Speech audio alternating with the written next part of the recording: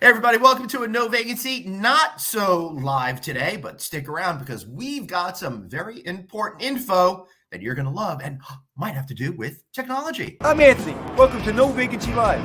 That's my friend Glenn. You're watching the #1 show in hospitality.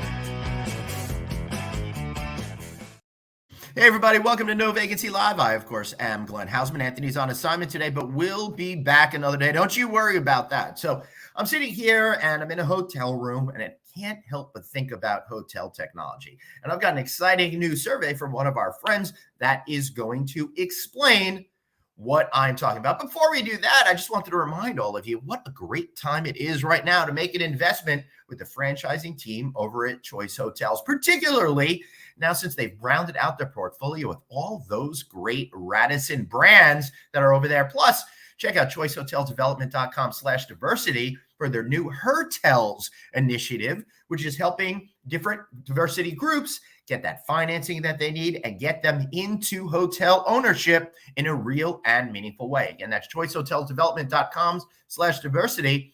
Now I'm going to bring onto the show one of my friends in the industry, Mr. Josiah McKenzie, publisher at Hospitality Daily. Josiah, being that I'm the publisher of No Vacancy News, I'm wondering, do we have to take this outside? Do we have to fight? Let me know. Glenn, good to see you. I'm a huge fan of your show. Love what you're doing, and it's great to be with you today. Yeah, great to be with you today. So, all right. So, Josiah, one of the things that came out of this this mess that we've been in for the last couple of few years that now is firmly in the rear view mirror, in my opinion. Do you like how I said mirror? That was totally New York right there, Josiah. So let me try that again. Mirror, like normal people would say it. So I think that what we saw, of course, and I've said this 1,000 times, is an acceleration of the trends that were already out in the marketplace. And this is particularly happening around that tech stack. But one of the things that I've noticed is we talk a lot about how tech is important, but we don't actually talk about what the people that are going to be buying it are thinking, what their priorities are, and what they need. And I think when you approach me with this particular story, you've kind of got a good feel for what's going on. Yeah, well, I'm excited to talk about it with you. That's exactly right. I basically recently talked to more than 100 hoteliers, everyone from CTOs, CIOs of very large global hotel brands to property level managers to get a sense of how is technology working for you? What are you excited by? What are the results? What's frustrating you? And was doing this from an independent perspective. I spent more than a decade helping build several hotel technology companies, but wanted to do it independently. So I'm not selling technology, wanted to just get a sense of what's going on and found some interesting stuff that I'm looking forward to discussing. Yeah, for sure. So I like what the approach that you took. You're talking about the needs of the property levels as long as some of those bigger organizations and how they're thinking about technology. So before we get into some of the exact stuff, what are some of the broad observations that you're making that we should all know about? Well, first off, hoteliers want to learn more about technology. And so that's why they should be listening to shows like this one, No Vacancy. Thanks for the plug. Exactly. They not only want to learn about technology, but they want to do that through hearing from other hoteliers and hearing their experience. And so the conversations that you have on this show are really valuable to help process what's going on in the industry right now. It's an industry where we want to learn from each other. So that's number one. People want to learn about technology. Overall, so you're saying, so in other words, we're in this period of people don't know what they don't know, but are acknowledging that and going out to try to fill those knowledge gaps. Right. So many of us have this sense that technology presents a lot of opportunity for our businesses. And as you said, we've been talking about this a lot, but the COVID and the pandemic in the past couple of years has been this accelerant. So we have this sense there is opportunity out there for technology, and we want to make sure that we can use this within the context of our businesses. And as you pointed out, that context looks dramatically different, whether you're a property level manager or you're an executive at a hotel brand or a hotel management company or ownership group. And again, different stakeholders have different priorities, and they may not necessarily line up with what customers are thinking or the best way to treat a bottom line at an individual property. Those are my words, not yours. Well, exactly. And I mean, the holy grail here is to achieve those profits that every business is looking for, every owner's looking for, through delighting guests, right? Mhm. And making them so happy that they're going to come back, that they're going to tell their friends. And so that's the holy grail that we're trying to achieve here, right? Right. Um, So then, what's the second big broad observation that you were going to mention? Yeah, so I think overall, hoteliers are saying that technology is helping Mhm. them today, right? And so what they're saying is that technology is driving efficiency very frequently, and so this varied a little bit depending on the type of company, but the respondents on property actually saying that they're seeing the biggest gains in efficiency. 93% of hoteliers on property said tech makes them more efficient. Right. And then slightly less respondents said it was making them more effective, right? So they were making the right decisions and not just doing a task faster, right? And then a smaller group said it was giving them a competitive advantage. And so, sort of a learning for me looking at this data is almost Mhm. this three-stage approach to technology maturity, right? It's like, let's get more efficient at what we're doing. Stage 2, let's do the right things, and Right. then stage 3 is we've come up and we've developed a differentiated way of offering hospitality that gives us a competitive advantage, which obviously allows you to take more market share and is a path to higher profits. Well, that's interesting. I think you really have plotted it out what people are thinking. So on that efficiency thing, so tell me a little bit more about that. What does that actually mean in real terms? Because when we say technology, Josiah, it really is almost becoming, in my opinion, a meaningless term because it means so much in so many different permutations that I think we need to have a little clarification on what we're talking about specifically, right? Are we talking about technology that's going to get customers to come in? Are we talking about technology that's going to help operations at the property level? Are we talking about technology that might ease some of the labor issues that we're seeing out there? So, how are you parsing these different categories to draw some of these conclusions? You're right, and there's so many different Hmm. aspects to technology. My experience and the focus of the survey was primarily on software and Hmm. around using data to become more efficient and make better decisions. Right. So there are benefits to technology in each of the categories that you described. I Hmm. feel the biggest opportunity in technology right now does lie in the collection and use of data, not only to provide better guest experiences, but to on the commercial stack to drive more revenue and ultimately more profits, right? And Right. so that happens through better pricing. It happens through better distribution. It happens through just everything to kind of like maximize the money you provide. But if you're Right. I charging would more, you also got I to would I would also add connecting better to individual customers that exactly. might have less of a threshold for discounting or other types of pricing, right? Right, exactly, and so and then if you're really successful in driving rates up, you Hmm. need to provide an experience that supports that, right? And so you Right. don't end up with a lot of people feeling like they got did get their money's worth. Yeah, I mean, I'm on the video here. I'm sorry for the people making listening to the audio. I'm making a face here because I think we're at that point right now. ADRs have been so robust, and people have been, in their opinion, sometimes feeling like they're paying the most they've ever paid for hotels, or in some cases, feel that they're overpaying. So, what they want out of that experience is going to be as heightened as ever. So, hoteliers then, I think, and tell me if I'm wrong here, need to utilize that technology to continue to increase that experiences to match the pricing that they seem to be already achieving. Exactly, and this is where it comes back to data and the use of data, right? And so Mhm. we have an opportunity now that hospitality providers have never had in decades ago, centuries ago, in the sense that there's an incredible amount of information around what your guests like Mhm. and dislike about not only your properties but your competitors, right? And all this stuff is public, and it's not just on a couple review sites; it's across hundreds of sites, and there's an incredible amount of detail that exists publicly, and there's also better opportunities than ever before to collect through surveys, through chat, through things like Mhm. this, and really understand, what is going to surprise and delight guests, right? And so I think there needs to be this focus on understanding kind of not only how do you take the dissatisfiers off of the table, but Right. how do you look at kind of what is resonating with people. And this is where creativity enters the picture as well. You need to think about kind of what is kind of a fun way where we can surprise and delight guests. I think Right. the magic here lies in sort of threading the needle between the two and coming up with ways that people are willing to spend more money in order to Yep. increase their experience there, right? And I Correct. remember something that the a managing director at Starwood Capital said at an investment conference recently, where if you think about something like QR codes, right?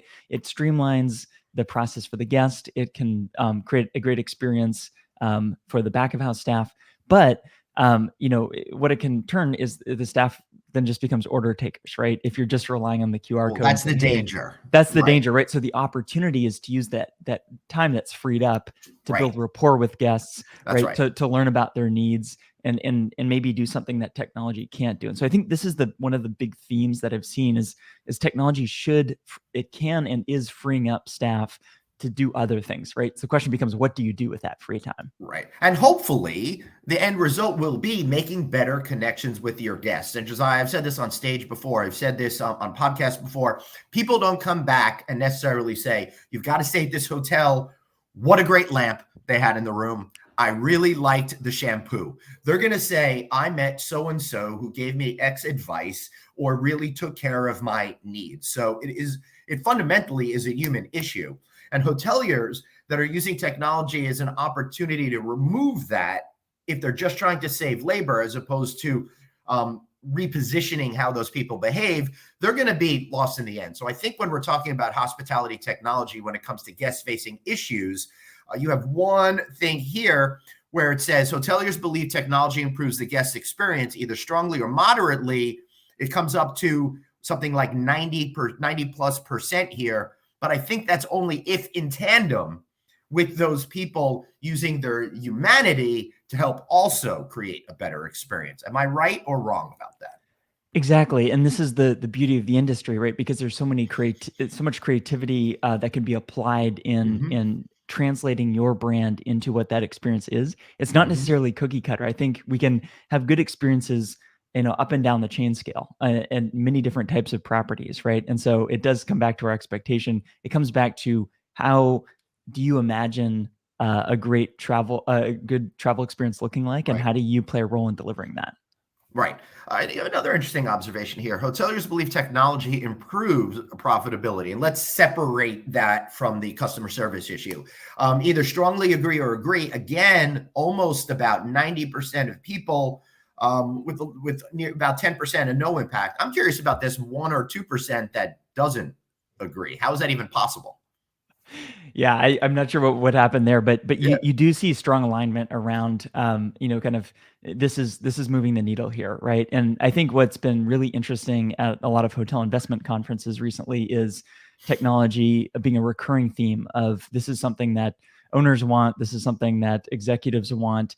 So you see a lot of lip service paid to it, but you also see budgets being allocated to that and teams being built around using technology. I think STR came out with some data this week that talked about profit margins being higher than they've been since 2019. So the profits are there, and obviously the economic outlook in the years ahead is no one knows exactly how this plays out, but this could be an opportunity to take some of those profits, invest in what will create a durable competitive advantage for your business. Right. That's interesting. But that in tandem with, however, technology is rarely exceeding your expectations. How does your team use the technology they have today?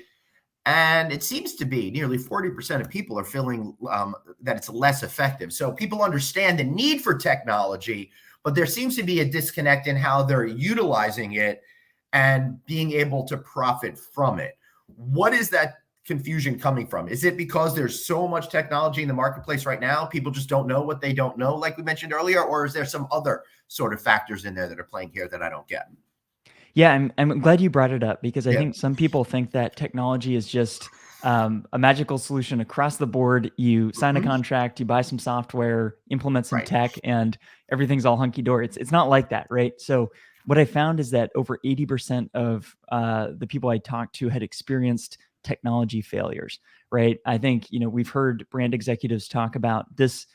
Creates hesitation for many brands wanting to move forward with technology initiatives because they've been burned before, Right. right? Sounds like us trying to do the show live the other day. I got burned by technology, so I can sympathize. Technology doesn't work, and Yeah. I dug into kind of why is it not working. Right. It's a variety of reasons. I think number one was vendors were over promising, right, what was possible, right, and so you kind of see that taking place. Then I think the other thing is kind of there's sometimes a lack of training and support, but the reality is the quality and the functionality and what different technology providers can deliver ranges widely. And there's a real need to spend time as you go through the technology selection process to um, really understand how the technology was designed, built, what the capabilities are um, for for for improving that technology. Right. What does the roadmap look like? Because all providers are not the same. Right. And I think just kind of one other point on this Yeah, is, absolutely. what I also found that kind of surprised me a little bit is that only 5% said that technology exceeded their expectations, right? And so you think about technology, there should almost be this wow factor, right? We see this in other technology we use in other areas of life outside of hospitality, where maybe we're opening up our favorite streaming service and they recommend the movie we want, or our Mhm. app recommends this thing that we end up loving. We're not yet seeing that often in hospitality. It kind of meets expectations or frequently disappoints expectations. So I see a big opportunity here. Is that a product issue or a perception issue? It could be both. I Mhm. think on the product side, having worked at technology companies, Yep. the opportunity exists in paying very close attention to what hoteliers are experiencing, what real pain points are, versus building in isolation and thinking, here's what we think will be cool in the market. I think the Right. best companies that I see, often hire former hoteliers that understand the business, but Mhm. as they go through the product development process, are doing this closely in partnership.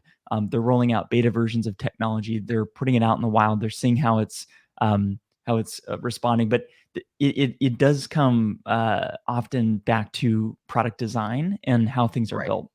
Right. As a matter of fact, here part of the survey that you did, vendors overpromising is the biggest reason for failure. Interesting, because when you're on the vendor side, you really are trying to create the best case scenario, right? So if you oversell it, then it might actually hurt you in the long run with the customer satisfaction. By the customer satisfaction, I mean the hotelier. But if you don't, then you may not make the sale at all. That puts some of these companies in an interesting position, I think. It does, but it also underscores the need for spending maybe extra time making sure that your customers succeed using your products, right? And Right. so this is where there's been an evolution in the software landscape over the past 10 years into moving to more software as a service, where the business only makes money if you retain and renew that contract, right? And to renew Right. the contract, you need to be seeing business value. So there's been whole functions within many technology companies called customer success, which is Hmm. simply making sure the product delivers on what they say they will. Because Hmm. if it doesn't, you're going to cut the subscription. The company doesn't do well, right? And so Right. I think this is actually a very healthy alignment Hmm. between the interests of the technology provider and that of the hotel. The other big challenge that I'm seeing, Josiah, is that still, we've been talking about this my whole career here in hospitality. I'm talking 25 years. And getting these things to talk to each other in an easy kind of way, I think that's causing confusion for hoteliers out there. They're picking individualized solutions as opposed to a well thought out solution of products that help them find success. And I'm seeing on the vendor side people starting to respond to that. Either companies are buying other companies to create that package, or companies are being formed now with the hope of being bought by one of those folks in a couple of years. Are we going down that road right now to make it a little bit easier for hoteliers, but maybe taking out some of the entrepreneurial ship on the tech development side? How do you see that kind of issue? Yeah, I agree, and I think it's a healthy development for the industry Mhm. at large. I don't believe it's an either or Right. decision. The best Mhm. technology companies I see do offer a wide range of offerings, but they also don't limit their clients to using that suite. They Right. invest heavily in connectivity. They Mhm. develop strong API connections so that if you find a point solution that is a better fit for you, Mhm. you plug that in. It's a win-win for everyone, right? Because there's no one platform that is going to serve the needs of everyone. And so recognizing that, playing well with other participants in the space, it suits everybody involved. And so this is actually something for listeners that are going through technology shopping process right now. Right. Put this, at the top of your criteria list. What does connectivity look like? Mhm. Talk to others that have gone through those integrations. I've seen a very wide range of quality of integrations, and you also need to think about the what the migration process or the setup process looks like, and what kind of support will be provided through that Mhm. process. It's not just enough to have an API connection out there. Right. You need to have your provider demonstrate a track record of helping you set up those integrations. Yeah, and I think when it comes to utilizing technology, the interfaces have gotten so much better that with younger people in particular, it's very easy for them to pick these things up because they've been using iPads and modern versions of Windows for their whole lives. So they kind of get how all of these things work out there, right?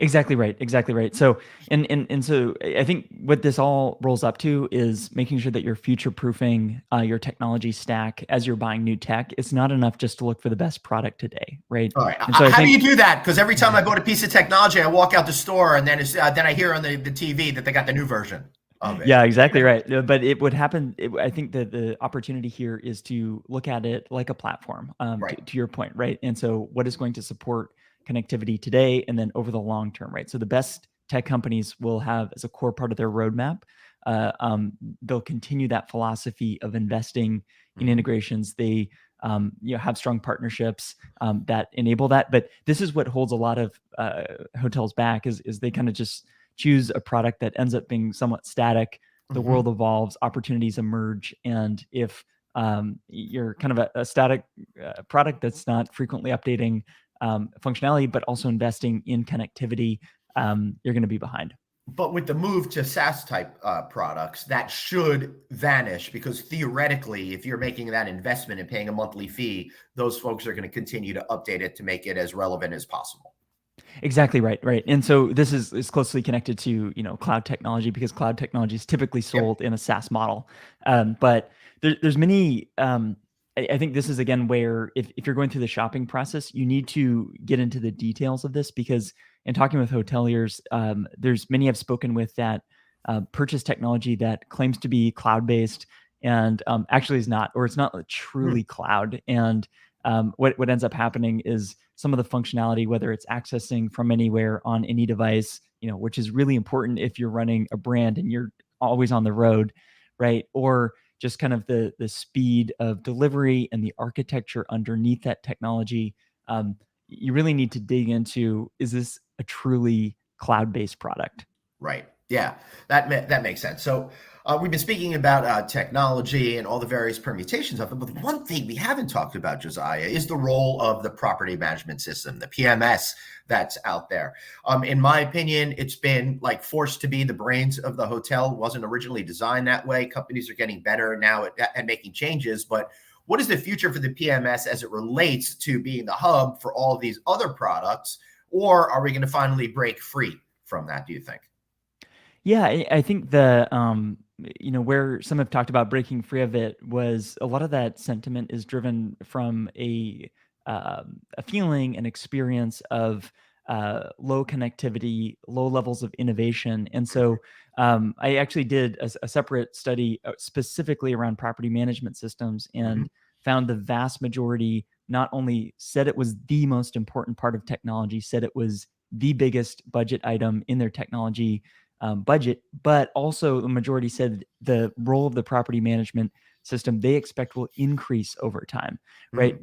But I think it moves from just being this closed, siloed um, system into really kind of the nerve center and the hub that has these spokes out is connecting with all of your point solutions.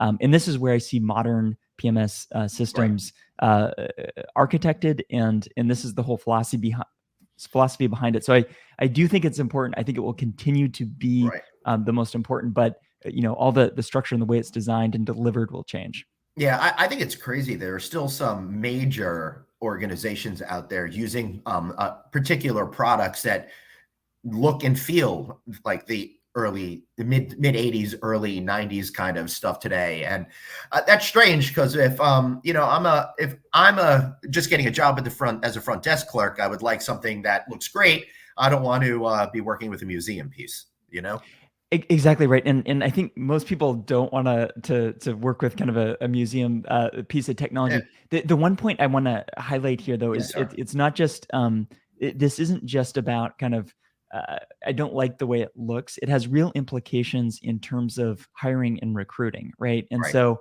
I think one thing I found in the study is that the hoteliers I spoke to believe that technology presents a very real recruiting and sort of like people benefit to the organization, right? And so the thinking is that if we have technology that's not only beautiful but easy to use and intuitive, and maybe even got assists in the training process, we're going to be able to hire people that have the right personality to succeed in hospitality, right? They care deeply about people.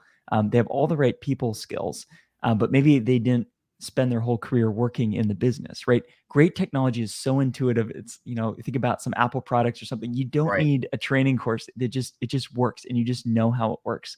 That allows you to bring in people from other industries and presents a really big opportunity for the industry today. Right. That's interesting. And it goes back to the whole idea of the generation of people that are entering the hospitality industry right now are all digital natives, unlike me as an older person who was around before the internet. I had to learn everything, and I was naturally inclined. I see my Gen Z kids, they pretty much came out knowing how to use iPads and stuff like that. And so to have the right type of technology in place that people can easily understand so they could excel at being great forward personalities is what we need to do, as opposed to, containing them with having to focus on technology and preventing them from making those meaningful interactions with human beings, right? Exactly. And I think if you think about every kind of bad hospitality experience, maybe it's someone who is, heads down on a computer filling out this long form, right? So that it can hold people back. I think on the positive side, I was talking with a hotel brand in the UK that was using technology in their food and beverage operations. And so they were constantly hiring people, but in their F&B tech, they had this sort of guided training tutorial that showed them how to make, a great cocktail or prepare a sandwich, and had all the steps in there, right? So it was all self-contained, and there's this fusion between training and just super simple tech that took seconds to use.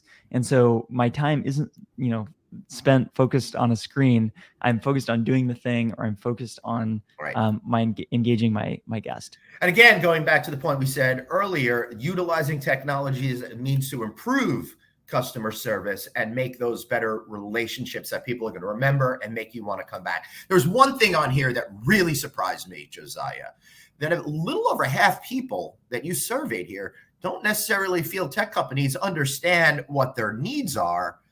That's really surprising to me. Why and what's going on?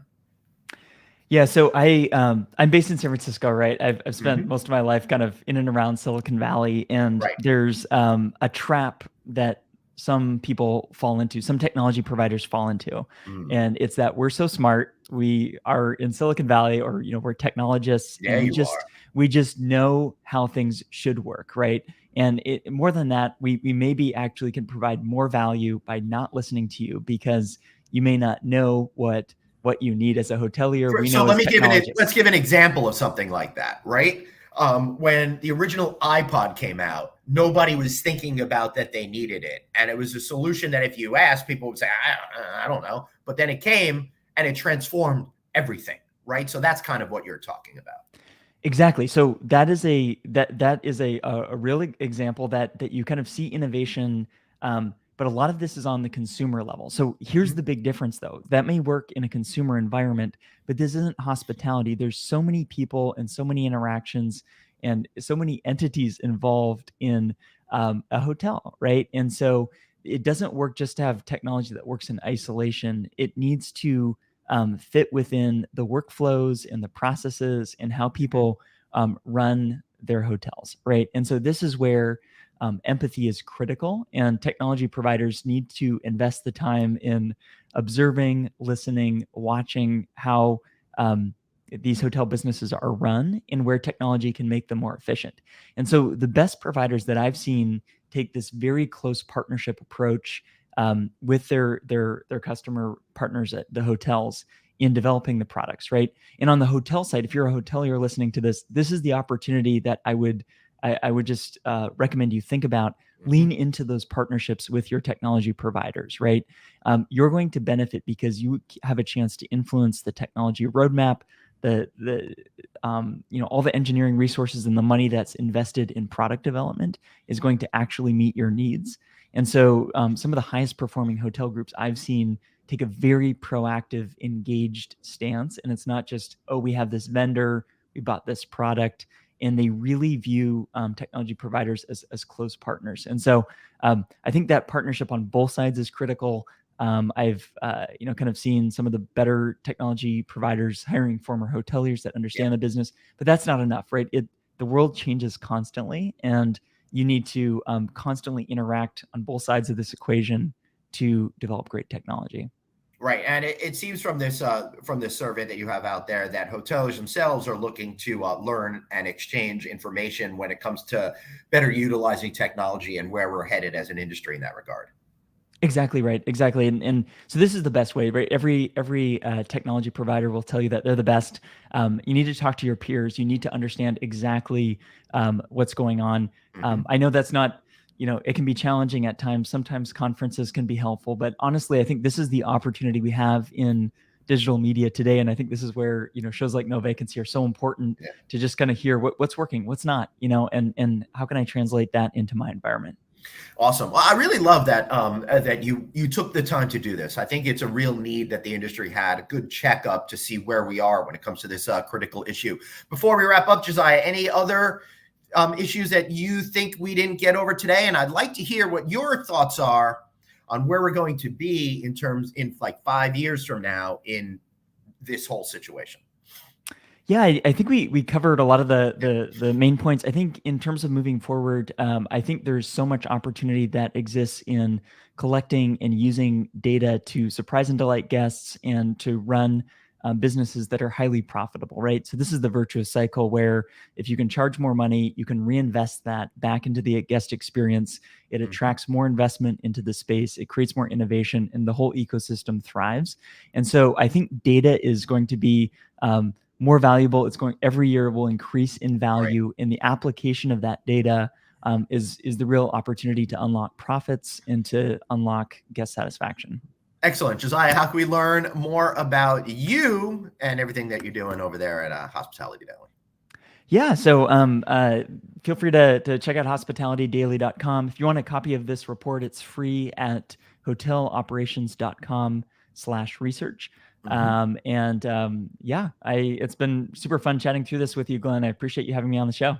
Yeah, for sure. All right, hang out backstage, and let me just wrap up, and then I'll wrap up with you. All right, everybody, thanks so much. So I think what Josiah has really brought to the fore by doing this survey is that we need to figure out better ways to utilize technology, obviously. And in order to do that, it's got to be a strong partnership between the hoteliers that are out there, the technology creators and providers that are out there, and the folks that are actually going to be utilizing it at the property level with the overall hope of creating better relationships with customers that are more profitable and meaningful for all parties involved. So before we wrap up, I got to remind you guys, we're over 700 shows into this experiment called No Vacancy Live. Make sure that if you're watching us, listen to us on Apple Podcasts, iHeartRadio, wherever you download your shows, give us a shot and give us a listen when you're out there exercising, when you're out there walking the dog, when you're doing your commute. No better way to spend your time than listening to us. And if you are listening to us, why not give us a watch? Watch us on Facebook. Watch us on LinkedIn. Watch us on YouTube. Follow all the old episodes at novacancynews.com. Of course, he's at Anthony Hotels. I'm at Traveling Glenn. Remember, You've got one life, so blaze on. And as Anthony says, be kind to yourself. We'll see you later.